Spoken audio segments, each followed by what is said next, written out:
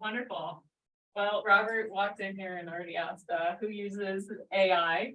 And so we'll skip over this part. I saw a few hands go up, but guess what? All of you are actually using AI. It just might not be called that. So you might not know it. So examples of AI. So like driving here today, Google Maps, if you tell it what time you're going to leave, it can guess how bad the traffic will be and what time you'll arrive.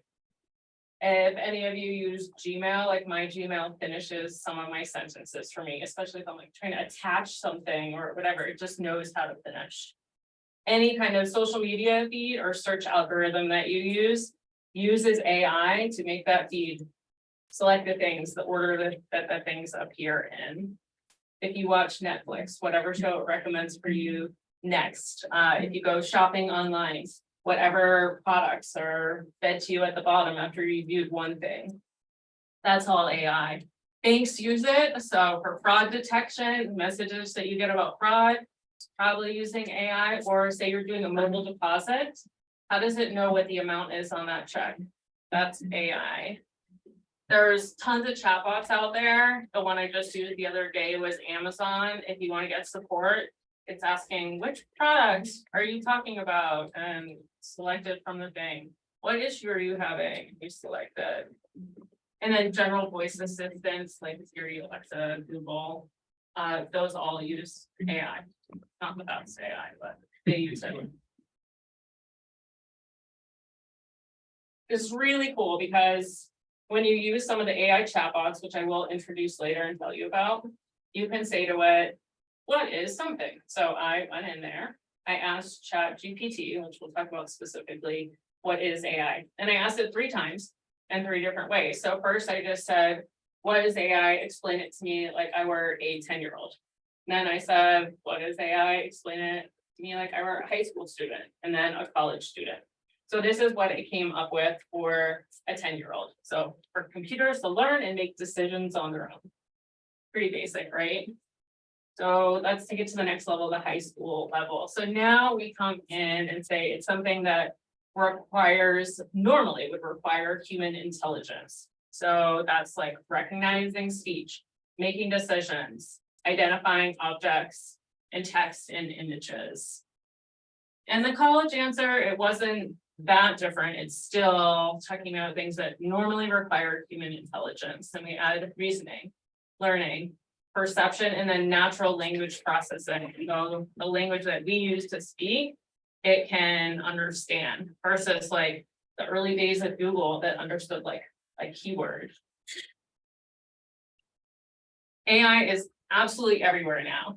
And these are just a few examples of news articles from the past week, and there's new things coming out every day.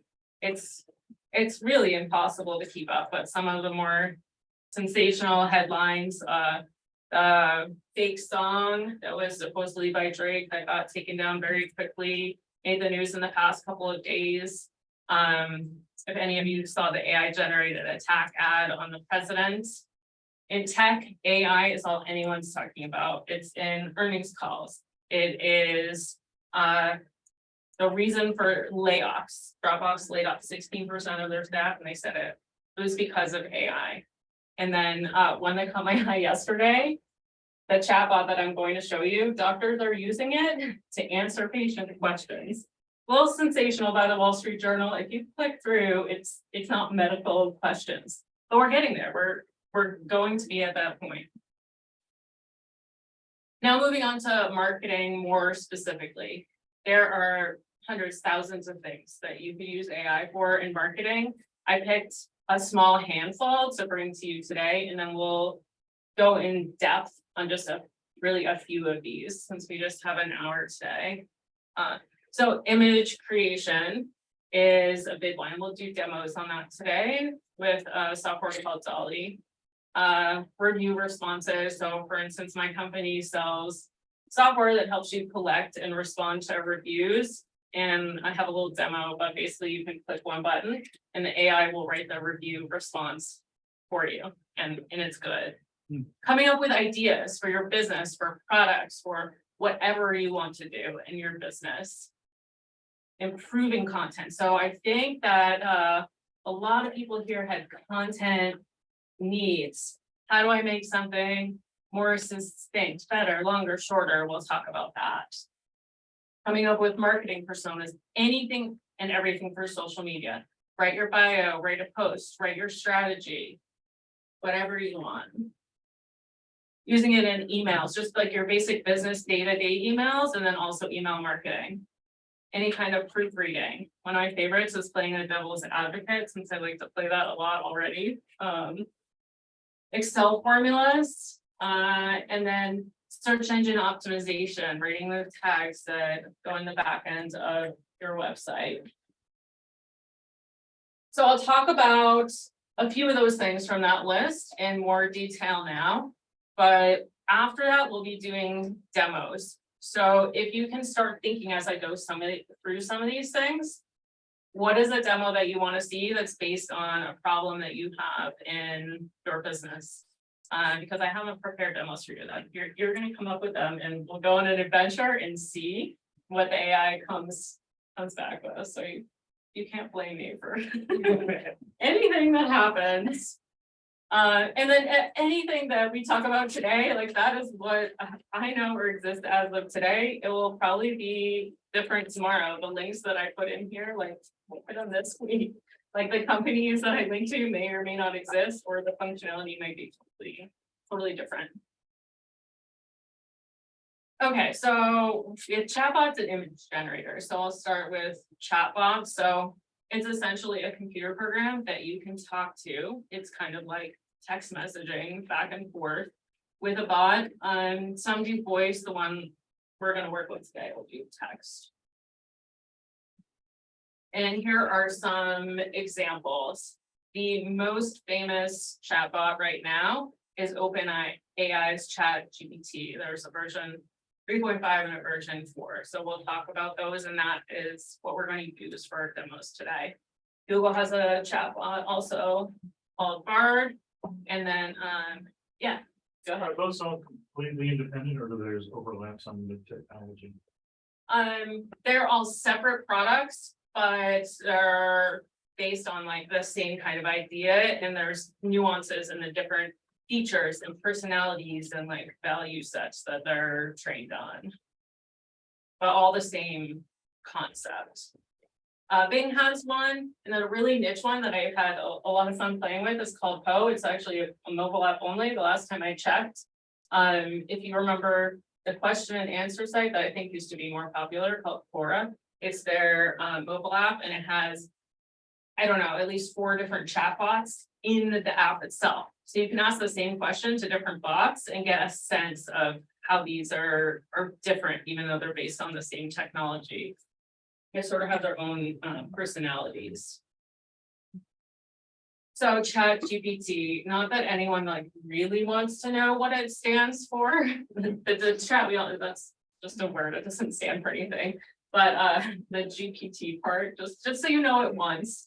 So generative pre-trained transformer, and I can hardly say it, but the generative part just means that it's coming up with the answers as you give it the question. So it doesn't have a library of questions that it's checking for and then providing the answer. It's making it up as it goes.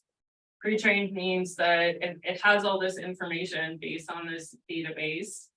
And then transformer, that's the type of programming that's the neural network architecture. So now you know, that was the most technical that we get. So ChatGPT was trained, like where it learned everything, essentially by humans. So humans decided what websites, books, news articles, journals ChatGPT was going to get to learn everything. So I'm going to talk about bias in a little bit, right? Humans had to select those things. So we all know that humans are biased. And then what people would do is they test certain prompts, like ask it a question, and then see what the quality of the answer is and provide feedback that way to help train it. And so ChatGPT specifically, at least version 3.5, if not 4, Garrett and I talked about this in the car. I don't think we came up with an answer. 3.5, which is the free version, which most of you might use. It doesn't know anything that happened after September 2021. So it was trained on things that were on the internet, but only older things at this point. And these chatbots are all very similar, but I'll go through some pros and cons of ChatGPT specifically, since it's free and very easy to use, and why I like it. So other people might have other feedback and pros and cons. So this is me personally. I really like it coming up with ideas, especially ideas for something that I don't know a lot about. It helps me be more efficient in my business and my day-to-day life or personal things as well. It can think really big picture, which is nice, and bring details together in a good way. So for example, I had a friend say, hey, can you read this cover letter? I'd love some feedback. And it was a tricky one because she was applying for a job that was outside of her current field and trying to link it back to some past experience. And it was very much done in order, like in this year I did this and this year I did that. And I was like, oh, I know how to organize it, but it's not all coming together. Put it into ChatGPT and say, write this as a better cover letter. And it was like, wow, she got the interview, she got the job. Yeah.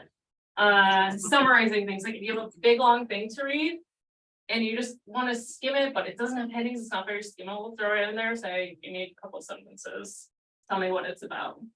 And then there's so many options. So like I mentioned before, tell it to me like I'm a 10-year-old, like I'm a college student, give it to me in a friendly tone, a direct tone, a professional tone, whatever you want, whatever style you want. Use headings, use bullet points. So many different options. And sometimes you only know what you need after it gives you something. You don't like it. And we can go through that. So some of the cons, just completely biased.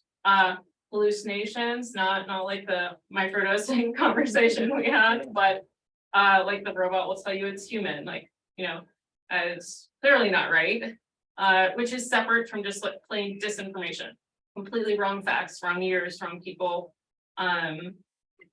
basic mistakes, can have harmful information. I haven't actually encountered that. Hopefully we don't encounter that today.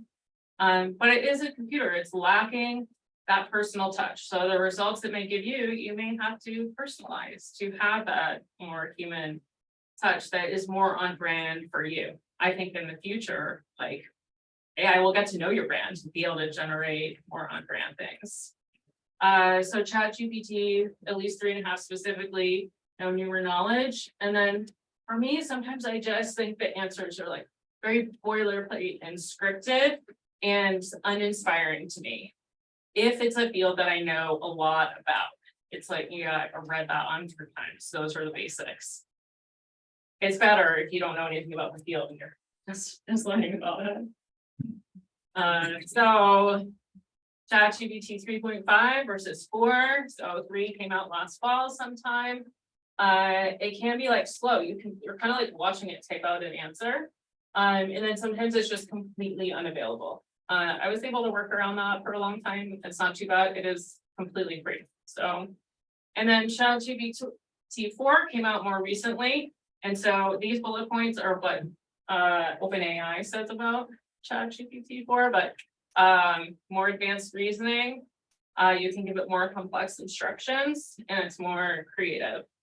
What about privacy? You're asking if maybe secrets of your business or things like that. Does it look bad after the fact? There is a setting where you can tell it not to use your conversations in further training it. Yeah, and I know that for ChatGPT specifically. I don't know about any of the other ones, but yeah, for instance, I turned that off once I realized that was there. $20 a month for ChatGPT 4, and I have that, so we can demo that. Okay, so moving on from the chatbots to image generation, there are tons of image generators out there. This is just a very small list. Basically, an image generator, you put in text and it creates an image for you based on that text. Mostly, I think there are things where you can actually feed it an image and say, do this or that with the image, but for the most part, this is what we're talking about right now. And we're going to do the demo on Dolly 2, which is free with limits. This screenshot here is just Canva.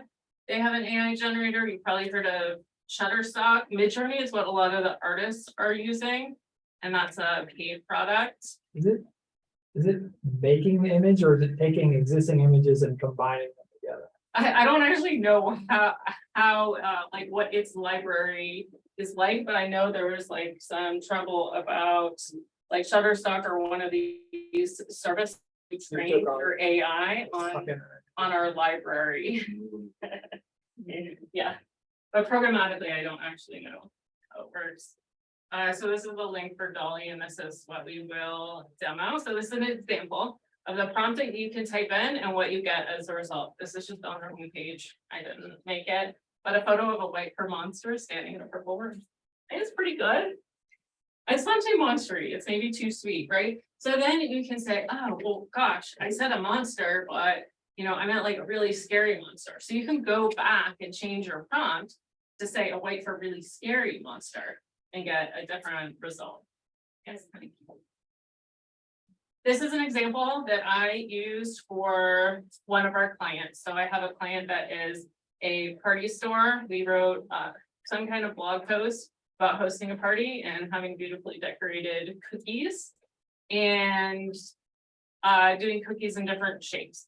So the prompt that I put in, frosted cookies and pastel colors shaped like flowers. And I was pretty impressed. I thought this came out really nice. And so there, I think Dolly comes, we'll see, there's like 3 or 4 images. When you give it a prompt, it gives you options to choose from, and then you can download the ones that you want. I don't know if you can see, it's really hard to see, but there's a bunch of colored squares down in the bottom here.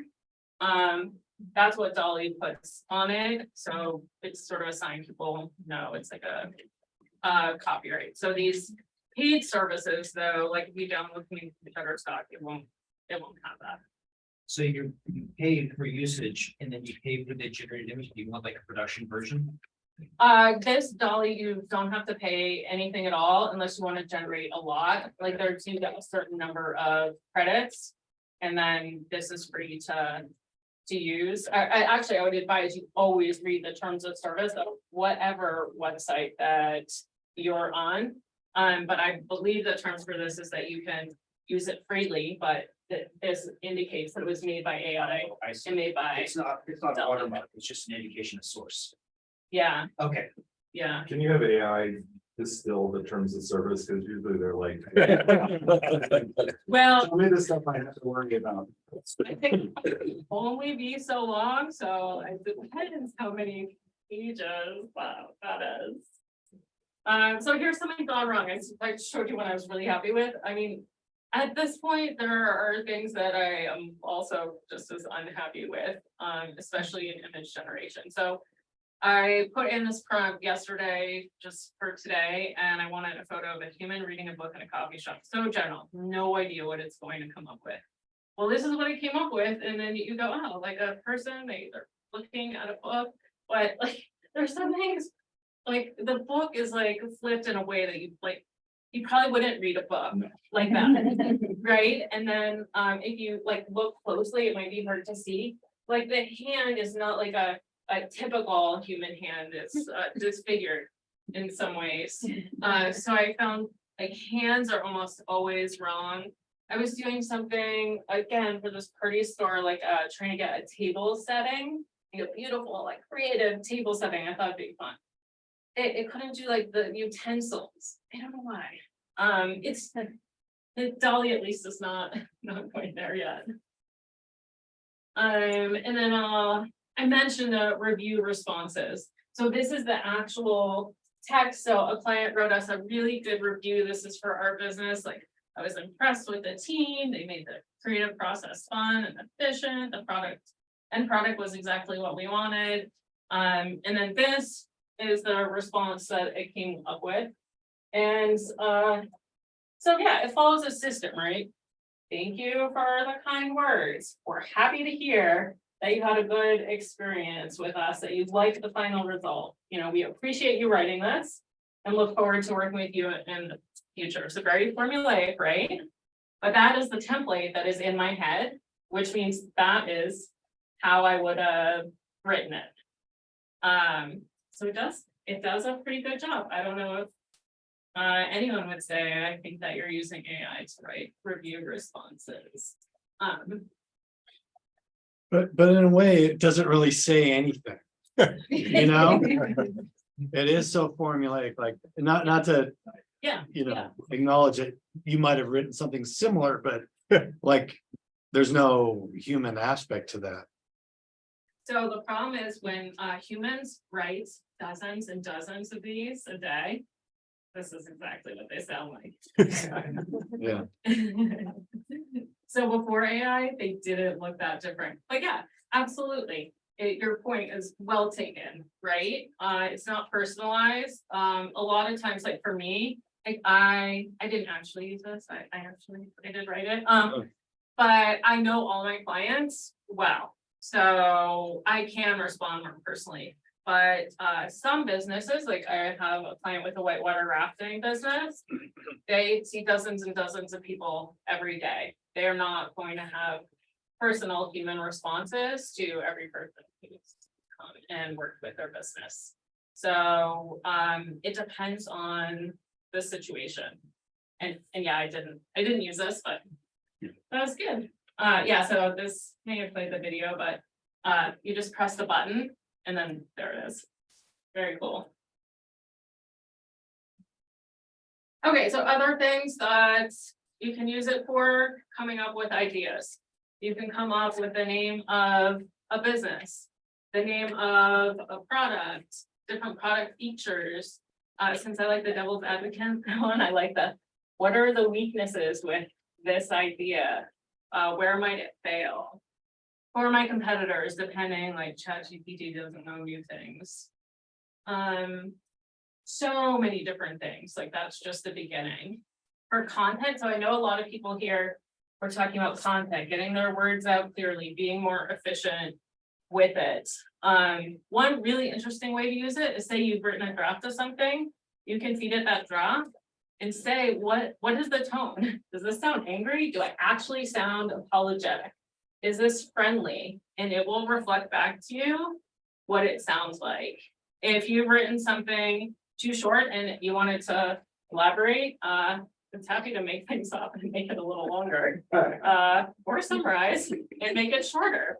I mean, it will really make things up. And sometimes you're like, oh yeah, I did do that. And other times you're like, where did that come from? That is not what happened. You can write it for a different audience. So the 10-year-old versus the college student, someone who's buying one thing from your business versus someone who's buying another. Might be two very different groups of people. You can change the tone, direct, friendly, professional, fun, playful, whatever you want it to be. Some people use it for proofreading, especially if English is not your first language or whatever language you're working in. I definitely use it the most for day-to-day emails, like Carol can first thing, I send the same email all the time. And so it's easy to type in like a few things there and get it to generate that email that you want to send out. So it's really good at these like very basic things that we all do a lot, accepting or declining an invitation, thank you notes. I like to use it for more tricky things like, how do I ask for a favor and be like really polite about it to try to not put the person out and make sure, yeah, it's just said in the right way. I did use ChatGPT to ask for a raise and received it. So this is kind of like the cover letter. How do you get it to proofread like whole article, Well, it depends how long the article is. I really don't think it does like 2,000 words? I have in my mind this like 1,500 word limit, but yeah, you just type it in there. Yeah, Well, we can do it twice. copy and paste or yeah, sections or whatever. So there might be some inefficiencies and some of these chatbots might have longer limits and there's a lot of services like software that you can pay for. If you want to do a specific thing, there is probably a piece of software that exists for that specific thing. So for summarizing documents, there exists a software app that just summarizes documents. We talked a little bit about search engine optimization. There is an app that just does meta description. So you can, if there's some like one thing that you really want to do and do it well, there's a service probably for that one thing. What we're talking about today is like the catch-all for everything. You have anything that if you're on the opposite end of it, which is you're actually trying to have a communication back and forth and you're getting a generic response to be able to supersede that? Yes, Yeah. yes, and we'll talk about the prompting and how to modify your prompts, and we'll go over that in the demo. Yeah, more than likely, the first thing you type in, it probably won't be what you want. And so this takes some playing with, and you'll get better at prompting it properly. And so I mentioned, like, I like being devil's advocate. So I was not playing devil's advocate when Robert called and say, hey, will you come talk? I said, yeah, sure. Let's wait until it stops snowing, and then I came down today, right? Gosh, well, ChatGPT, I typed this in, like, what are the reasons I should not come down here and give this talk? And so it had some interesting reasons. Was not knowledgeable about the snow situation, so you know, that's a hole, right? That's a big gap in knowledge. So it said, for me, it could reduce my credibility because I show a lack of knowledge. Good thing I did give the disclaimer that I am not an expert. So I just showed you like the inside of software that my business is using. Like a competitor could look at that and try to do the same thing. Just that it's complex, that it takes a lot of time to put together, which that's true. Good thing I enjoy it. So it was a pleasure. And then, I don't know, overhyping technology. Is there like an AI that ranks all the other AIs? and tells you which one? You know, like, I don't know the answer, yes or no, but I imagine, yes, things like that are coming. Like some kind of direct to your library, like when you want to do this or that, it will give you the right one. There's actually a thing called, I think it's Runner GPT or something, Uh-huh. and it is an AI that will create sub AIs to go and perform different tasks for it. And so like one of the things they're currently doing is like, how would you destroy the earth and destroy the Look right. and it's maybe it has steps, and now it's like trying to figure out how to create AIs to do all the different steps. We're doomed. Yeah, there is a tool I use, it's called NatDev, NAT.dev. Uh-huh. And you can type in one prompt and it gives you the responses from like 50, if you want, different AI like ChatGPTs. Yeah. So you can pick between them to see which one you like. And there's quite a difference. Yeah, they all do give very different answers, and then you have to just like, you know, think about, like, now it's all new and it's like fun to explore these things, but if you're actually going to implement this in your business, how much time are you going to spend prompting a whole bunch of different ones and figuring out which is the best? How much time you're going to spend editing something and re-prompting that doesn't come out perfectly? So these are all questions to definitely be asking yourself as you start using it. And, you know, now may or may not be the time for you to use it in your business, but things are definitely evolving very quickly. I did mention this a little bit for search engine optimization. Brainstorming keywords in a niche that maybe you don't know a lot about. It is not a keyword research tool by any means, but it can help really sort things into topics, especially if you've already done the research and given a bunch of keywords. Writing title tags, meta descriptions, things like that, it can help you with if you prompt it properly. Email marketing. So we just sent or drafted an email yesterday for a client, and we were sending out like a page on their website and a couple of blog posts. So all we want in the actual email is that like one, maybe 2-sentence summary. I bet I have a writer and designer who does that, but I bet if you were on your own, you could get a summary that might work out well. Any kind of just like generic well wishes, sales, discount, any kind of call to action, I think there would be really good at coming up with. Social media, all different parts of social media. So don't just think about post writing, but say, hey, here's this post, what kind of image would go well with this post? What would get the most response? Okay, so we'll do some demos now. I think Dolly's the fastest, so we'll start quickly with that. So Dolly, this is one of our image generators. This is free. Who has an image that they would like to see made by Dolly? Oh, silence. Oh, I see a sort of hand. A snow plow, plowing snow and trucking. We can see if that's what it looks like. Without running over an actor. That was in. Okay, so then you wait, you have to wait. And so I said before, I wasn't sure 3 or 4, so it comes up with 4. And then you can see on the right side, my recents are all over there. That's my history of things that I made. So Yeah, the physics don't. you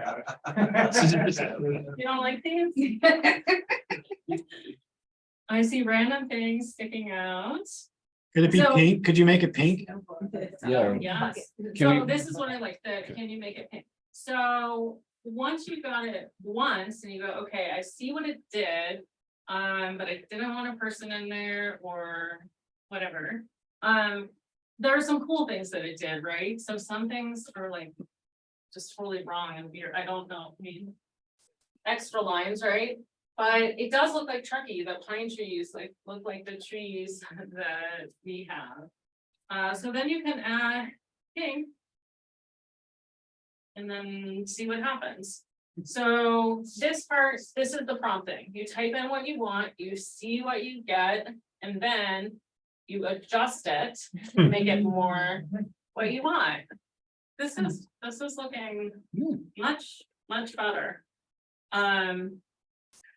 So I just encourage you to go play with it, start with a prompt and then modify that prompt, and you'll find that maybe not with Dolly, maybe with ChatGPT, the more detail you are in the prompt, the better the result will be, but I think Dolly actually gets confused with too much detail. Are there ever copyright issues with using like a generated image? Like, can you be sure it's not pulling from someone else's, compositing someone else's image? You know what I mean? Well, yeah, and I don't actually know if it is or not, and I did skim the Dolly terms a while back before I put images from Dolly on a client website. They are free to use, but there's definitely no like guarantee in their terms that you're not infringing on someone's copyright. I think that's the Shutterstock. I think that's That's why you pay, yeah. So it's like, so this is, they give you the copyright. It's they're like not- it's buying any Shutterstock image. so they're compositing all of their images. But we don't yet know from the government if you like, you actually get a copyright, because like that, there's a lot to play out in Oh, that arena. There's this- On how much the human made versus how much the computer made, because if the computer made it all, then you can't copyright it for yourself. So there's like a lot of unanswered questions. Can you, sorry. Yeah. Can you also upload an image to Dolly and say, give it to me in the starry night? I know someone I else like, think- draw me a fox in the starry night. Yeah, I do actually see an upload option, but I haven't tried it, but I've uploaded videos to other services, and then you say like change, like make it into a line drawing or whatever, and it will do that. So that technology exists. And that Alright. feels more original, you know, like you kind of know the source. You took the picture and Yeah. modified it. Yeah. Yeah. So I haven't tried it, but yeah, it looks like you can. Okay, so now this is ChatGPT.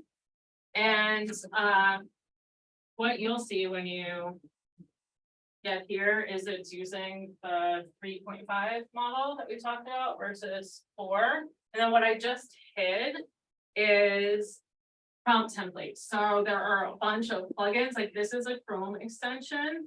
And I have a link to it later in the presentation. And this is like a prompt library that's SEO and marketing focused. So you can see along here at the top, it's probably hard to read, but the templates fall into all these different categories. So blog, social media, email, there's a fun one, website copy, case study, content improve. And so these are prompts that are already written for you and you just have to fill in the blanks. When you get a chance, Yeah. Sunshine asks if you could do a demo for email marketing promotion on a mini retreat event with sound healing. Just throwing that Great, out let's there. do it. Okay.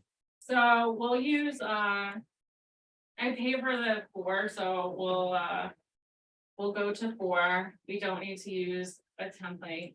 Okay, so you said email marketing copy? Email marketing promoting a mini retreat event with sound healing.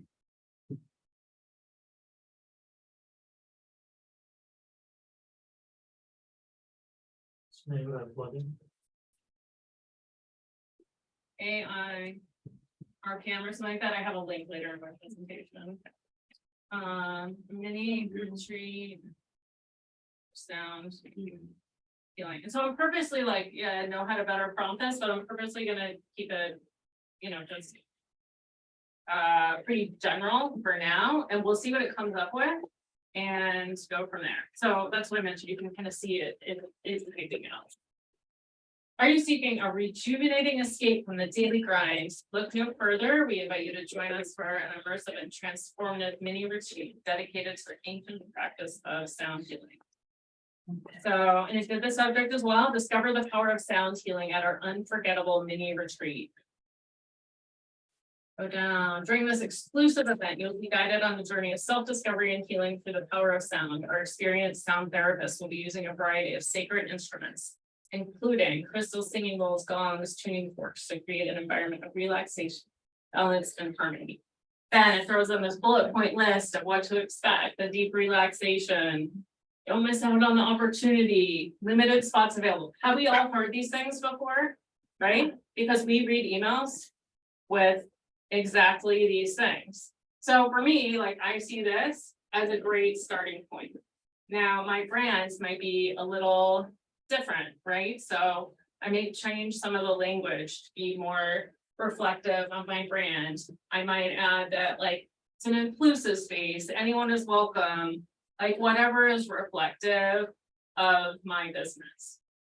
So the other things that we could have prompted this with are the tone that we want to use, the length of it, and who we're writing it for, what the audience is like, things like that. So then we can go back and say, okay, rewrite this to be more fun and playful, and cut the number of words in half. See what it comes up with. So now, fun and playful, the language is different. Now it's, instead of this like mini retreat with relaxation, now it's saying, join the sound healing party, right? And it's a fun escape. So now we're talking about, happy vibes. In addition to the interconnection, we're talking about new friends, which is more of the fun part. And then it cut it down, so it's more bullets. Can you, that's a really long subject line. Yeah. Oh, yeah. Can you, Hey, ChatGPT. yeah, can you say, employ email marketing best practices? Oh, no, well, supposedly, right? In my experience, like, it has a short-term memory loss. So I'll say, write a meta description that is 160 characters, give me like 5 options or whatever. I'll prompt it better than that. And then it doesn't do it, and they're all like 3 sentences long, and that doesn't fit. And I go, hey, remember, meta description needs to be this long. So then it will come back and it'll give you one thing. No, I still wanted the 5 different options. And it's like argument. So sometimes it knows these things and sometimes it doesn't know those things. 10 minutes left. All right. So make the subject line shorter. And see what it comes up with.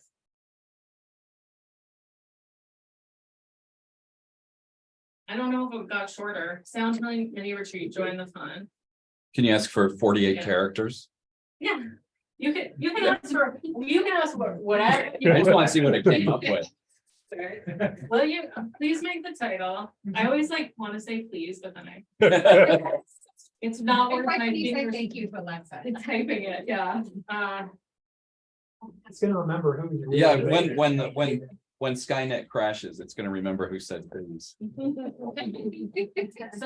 and then you have to scroll it down.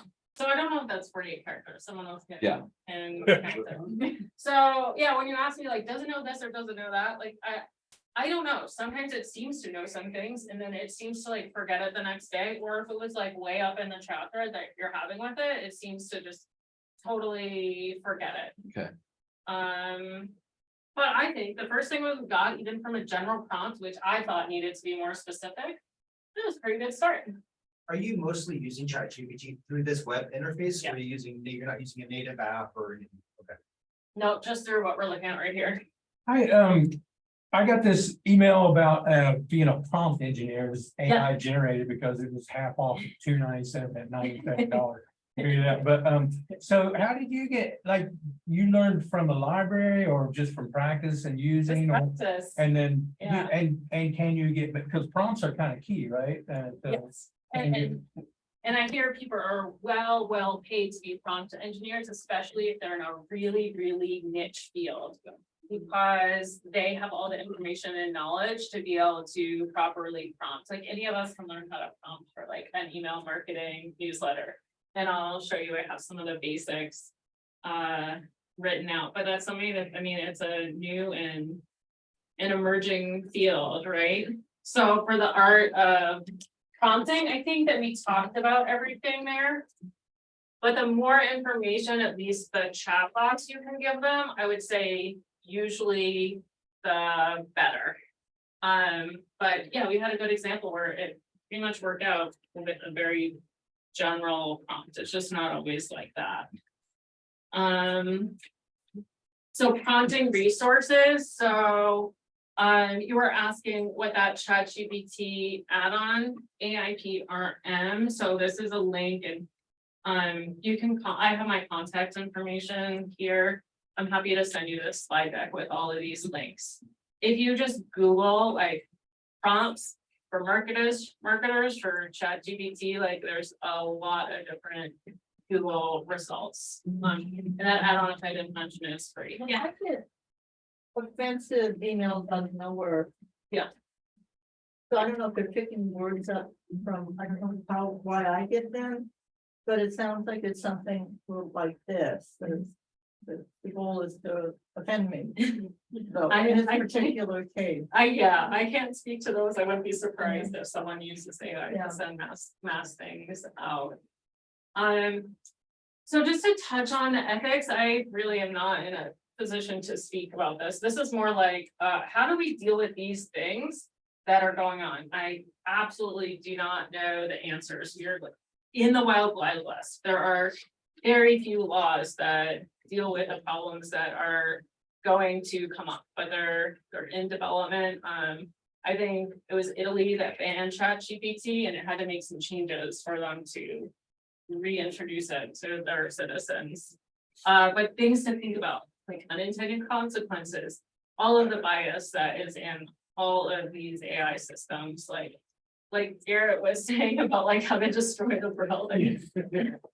How do we deal with evil? The copyright that already came up in our conversation, what's real and what's fake. So these are some fake things that came out in the past week or so. So a deep fake is basically using someone's likeness or perhaps their voice inappropriately. So like just not true at all. So I mean, if the Pope came to Truckee, this would be really appropriate attire. But you know, he in fact did not wear this puppy. He never wore this. Someone made this with AI. And then not just photos, right? So this went around on TikTok. this is Tom Cruise, but it is not him. It is absolutely fake. And I'll just play it for a second so you can watch him move and like see what you think. Yeah, I'll be right there, Steve. Hey, what's up, TikTok? Look. So that's not him. It's just AI. So how do we know what's real? Some practices that you might want to consider. Being transparent. If you're writing an entire article with AI and then you as a human just like reviewed it and changed a few words. I think it's becoming generally accepted that you should note that on the article, that you are not the author, that you are the human editor. Being aware of bias in anything that it generates. Fact checking, when it says like this happened in this year with this person, check that out on Google. And then for your business, if you're like using an image generator, I think it's becoming more accepted, like not to prompt with an artist's name if you want it in that style. Because you could be imitating their work. These are just like a few ideas of things to even start thinking about. And I think there's a lot of things we haven't thought about, unintended consequences, like definitely things that I'm learning every day. I just have some resources here from tools I thought were interesting. Making a logo, making a headshot out of like some selfies from your iPhone. That was cool. Some of these I checked out, some of these I didn't. Project management, meditation, summarizing content. So I mentioned there are specific tools for specific things. So Quillbot and Casper, I think, are two of the well-known ones for summarizing content. They can probably handle more words than ChatGPT is my guess. Creating ad copy by feeding this thing any URL. Making an entire website. Making PowerPoint slides. I didn't make them, but my designer made these slides. And then there are chatbots that do know about things after 2021. And so Perplexity is one of them. And then, so you notice we went ChatGPT for text and DALL-E for images. There's chatbots that do both together. So one's called Write Sonic. The more features, probably the more you have to pay for them. So I have 1 minute. Any last questions, Dave? What do you notice, like, big differences between 3.5 and 4? I haven't played with it enough to know. I had a little panic yesterday. I thought I better get this in case ChatGPT 3.5 is down. When I came It's still here. 2021 is still the cutoff for both of them. Actually, I don't know the answer, and Garrett and I You can look discussed it that. up. I Googled it, but I couldn't figure out the answer yesterday. My recollection is that 4 goes up. Yeah. That was my recollection, but I could not find the facts on it yesterday.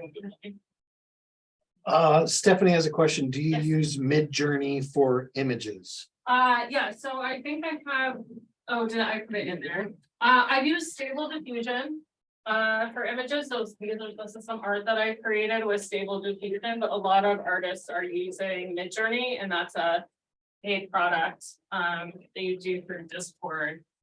And so I've seen a lot of things created with Midjourney. This is Stable Diffusion and it's free. There might be a line to actually create it. Yeah. Any? Well, let's give it up.